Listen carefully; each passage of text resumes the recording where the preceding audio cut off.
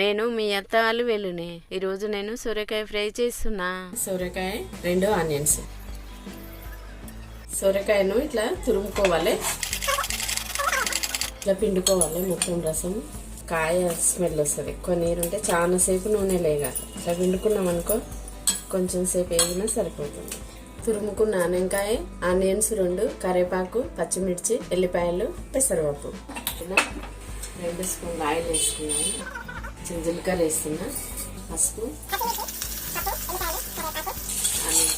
ఇవి కొంచెం ఎర్రగైనాక ఈ సొరకాయ వేసుకున్నాం. కలర్ మారింది కదా, ఇప్పుడు సాల్ట్ వేసుకుందాము. ఇంకా తగినంత గీరిన తురుము వేసుకుందాము. కొంచెం కొత్తిమీర వేసుకుంటున్నా. కొత్తిమీర తక్కువ ఉంది కాబట్టి కొంచెం ధనియాల పొడి వేస్తున్నా. కొంచెం జీలకర్ర పొడి. ఇంకో 2 నిమిషాలు ఇట్లా ఏగనిచ్చి దించుకుంటే సొరకాయ కర్రీ రెడీ.